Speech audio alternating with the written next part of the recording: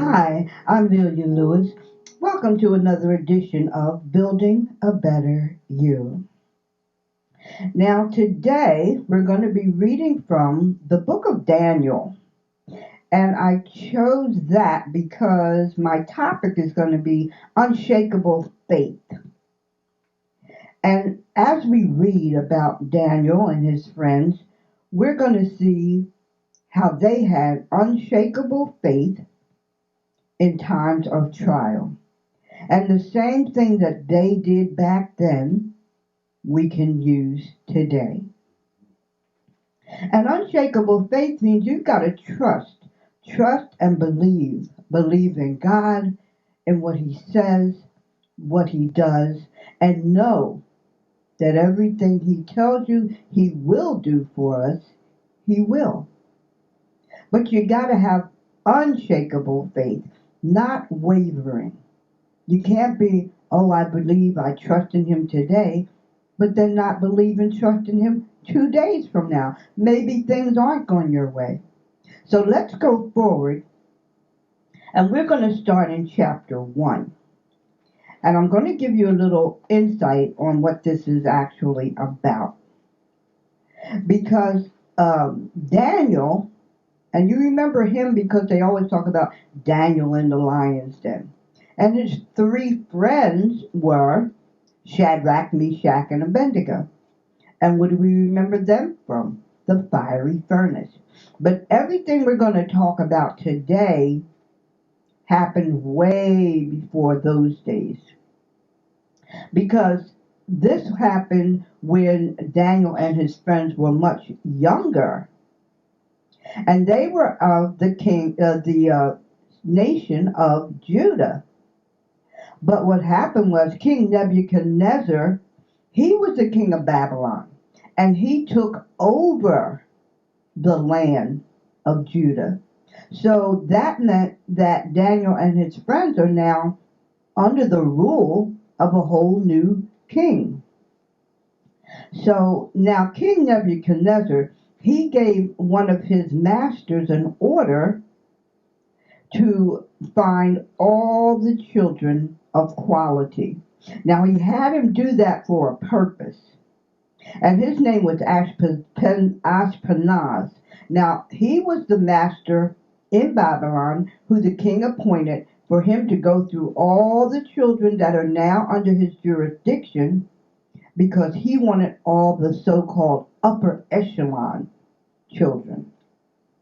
So I'm going to start in chapter 1, and I'm going to go to verse 4, and we're going to read a couple of verses, and we're going to see exactly what type of children King Nebuchadnezzar was looking for and why. So let's go to verse 4. Children, he was looking for children in whom there was no blemish. That means they were perfect, but were well favored. They looked good. They were smart, skillful in all wisdom, and cunning in knowledge, understanding science. So he wanted any kid, any child that was of the former king's family, of the prince, any prince that had children, any princess that had children. He wanted all the upper echelon children because he knew that they were the ones that would be well educated, like he said, cunning in knowledge and understanding science, because they had great education. And so he wanted these particular children because it says he wanted them to have the ability to stand in his palace. Because his reason was because he wanted them to teach the learning and the tongue of the Chaldeans. So he wanted all the upper echelon children that are now under his jurisdiction. He wanted all the smart ones, all the good looking ones, all the knowledgeable, quick children, because he wanted to train them in the Babylonian language, which meant to teach the learning and the tongue, the language of the Chaldeans. And the Chaldeans were the wise men of Babylon. So he wanted all the smart kids to be able to teach this to the others. So now what happened was, once that Daniel and his friends, of course, they were of the upper echelon, so they were chosen. But at the same time, their names were changed. Because once they were under Babylonian rule, the master changed Daniel's name to Belshazzar. And he changed Hananiah's name to Shadrach. And he changed Michael's name to Meshach. And he changed Azariah's name to Abednego.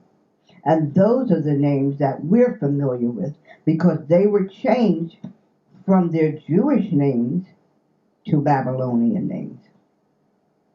Now, let's go forward. Verse 5 says, the king appointed them daily provisions of the king's meat, his own meat, and the wine which he himself drank. And he wanted to do this to get them strong and healthy, and he wanted to do it for 3 years. And he felt that once they were nourished and fed by him and his food and his drink, that they would be able to stand before him. Now, although the king had already determined what they were supposed to eat and what they were supposed to drink, Daniel, he couldn't do it, because he felt within his heart that he could not eat this meat or drink this wine, because they were of Jewish descent. So what he did, he said, well, I can't do this because this will defile me. So what he did, he asked the overseer if he would substitute the meat for what he called pulse, and the drink for just water for him and his 3 friends. Now, pulse is seeds. It's seeds from peas and beans and lentils. So Daniel wanted, I'll say, a vegetarian type thing and just plain water.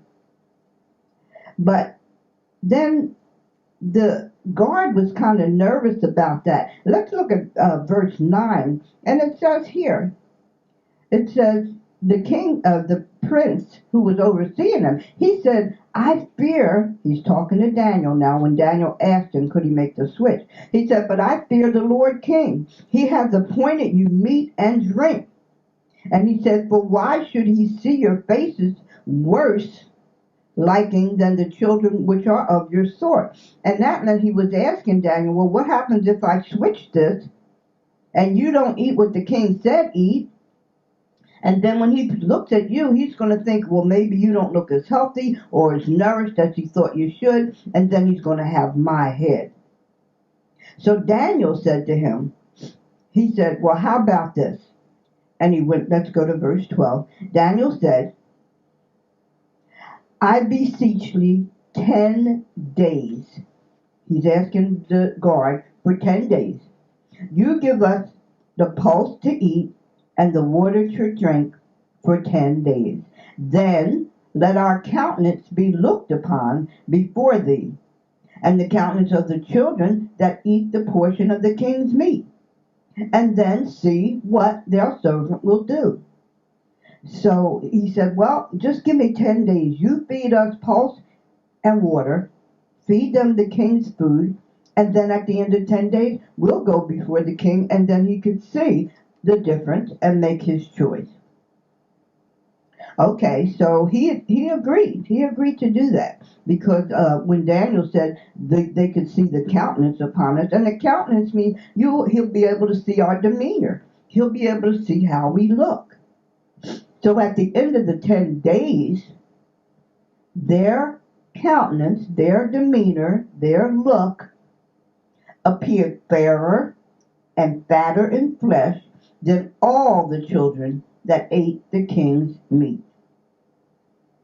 So now it looks like, oh, that pulse and that water does make a difference, because Daniel and his 3 friends, they looked way much healthier, and they looked stronger, and they had gained weight.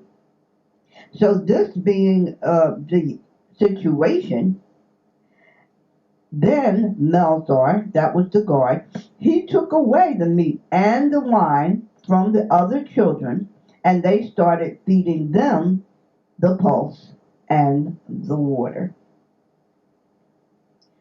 And at the end of the 10 days, they were brought before the king. And as for, look at verse 17, it says, as for these four children, and that's Daniel, Shadrach, Meshach, and Abednego, God had given them knowledge and skill in all learning and wisdom.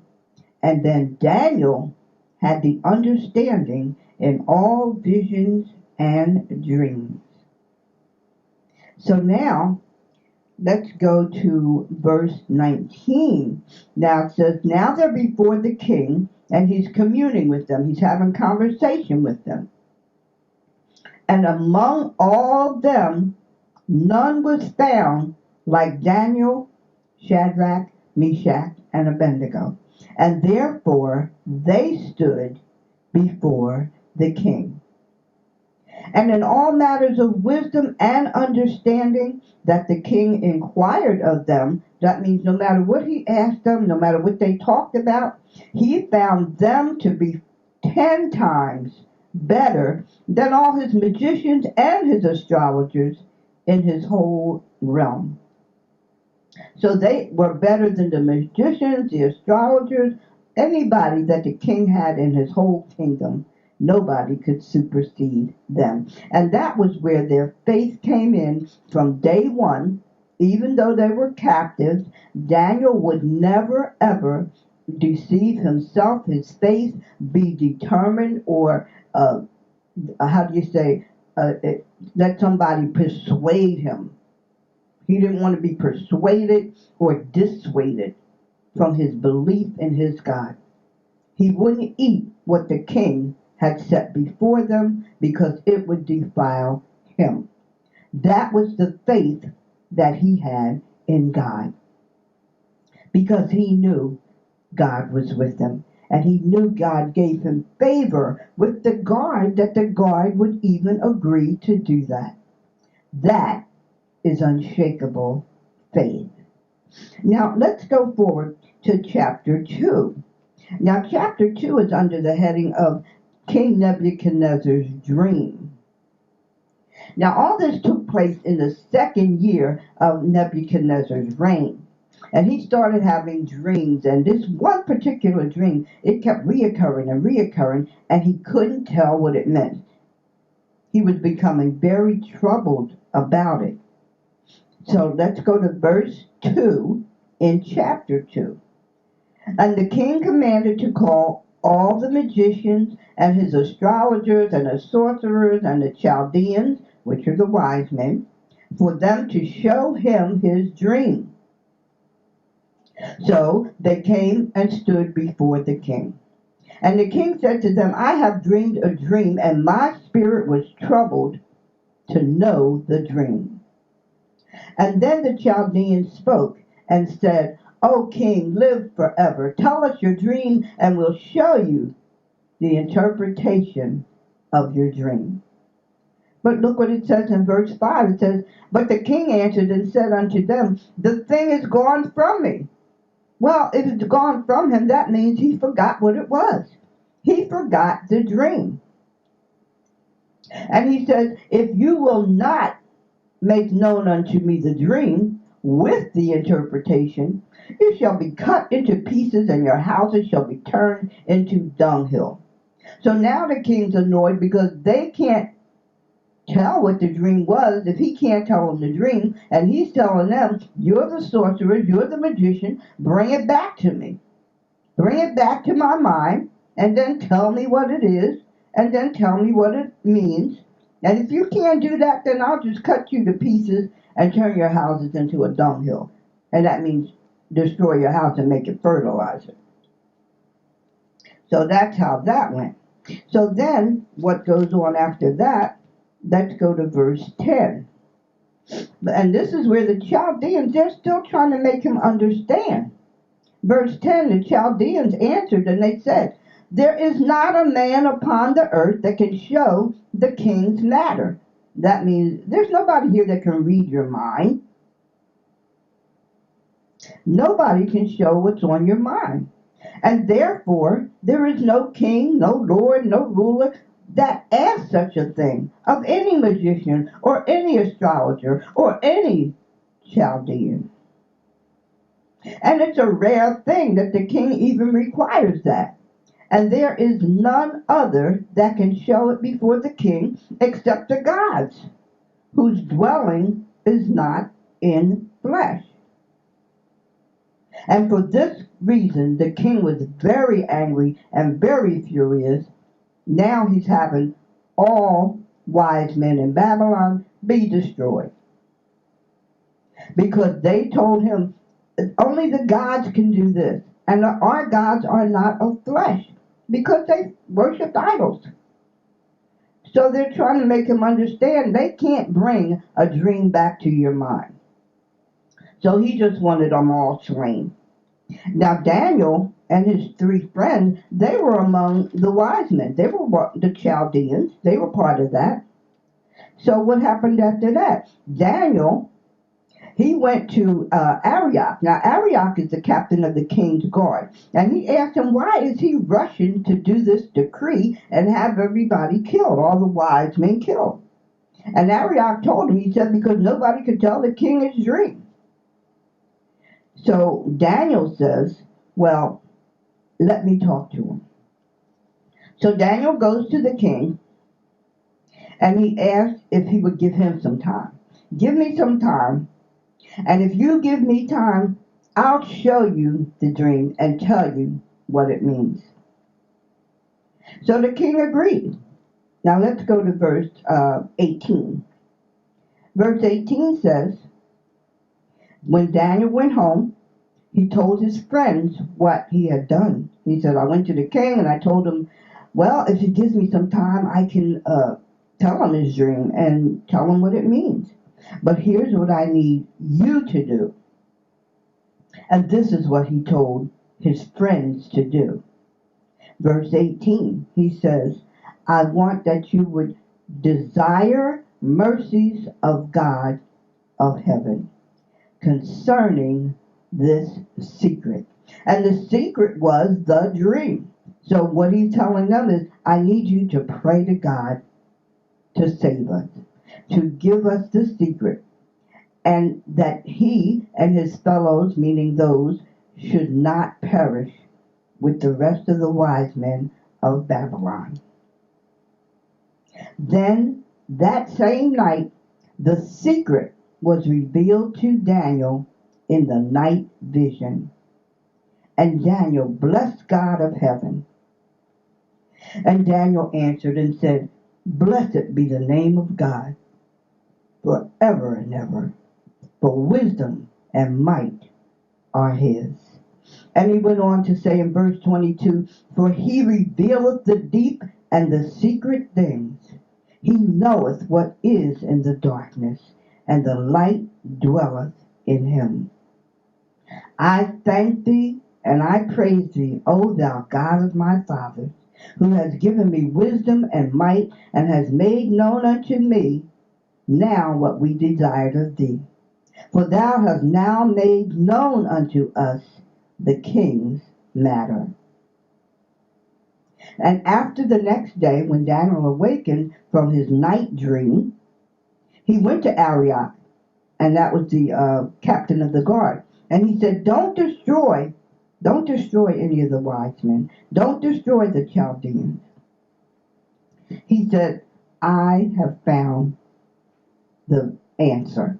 Just take me before the king, and then I can show him his interpretation. And he did. He took him before the king. He took him before the king. And the king said, art thou able to make known my dream? Now let's go see what Daniel said about the dream.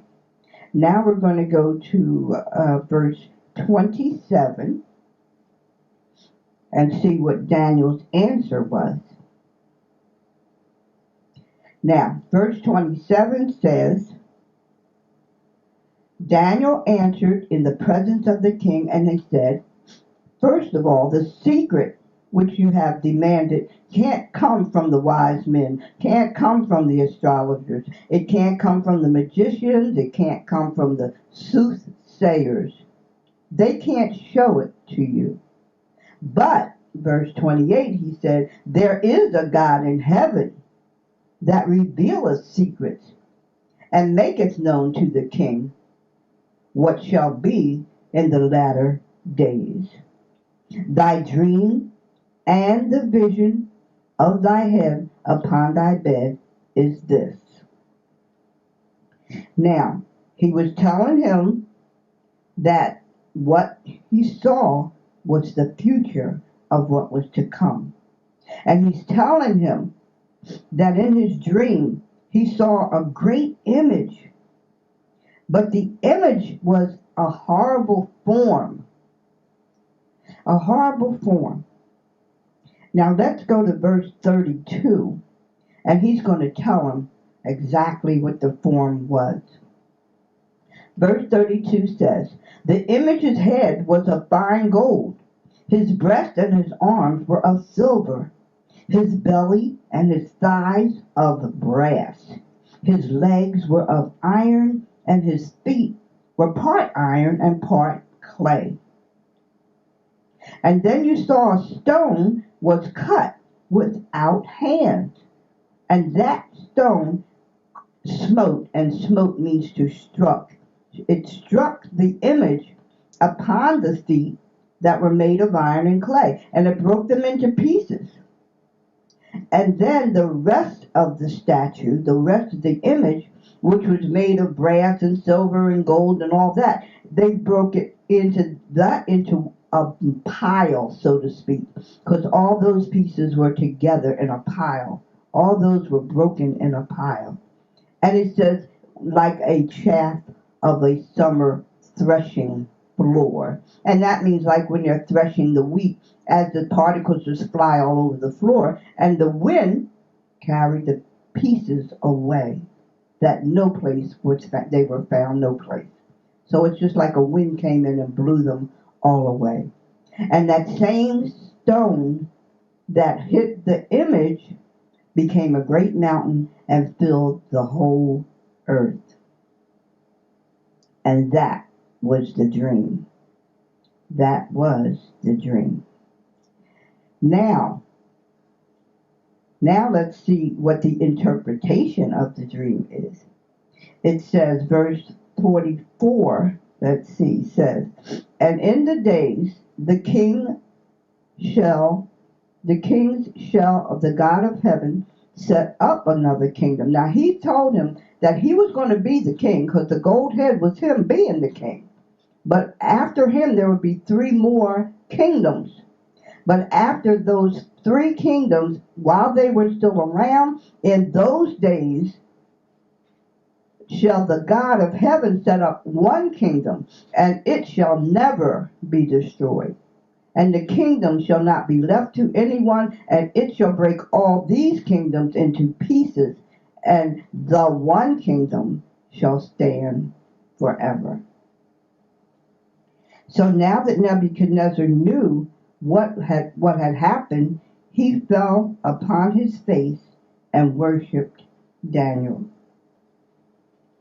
And the king answered and said unto Daniel, O of truth it is that your God is a God of gods, a Lord of kings, and a revealer of secrets, seeing that you could reveal this secret.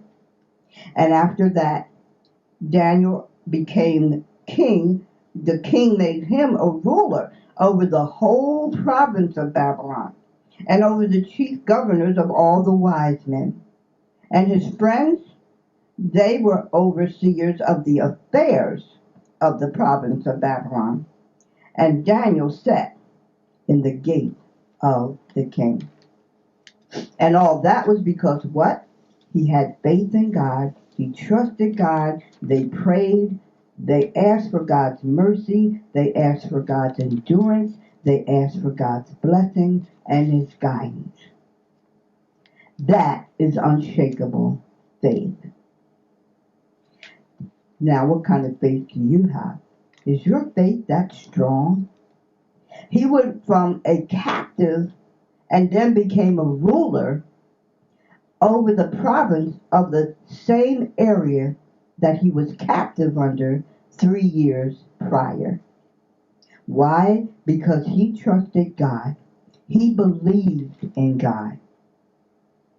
He knew that God would never leave him or forsake him.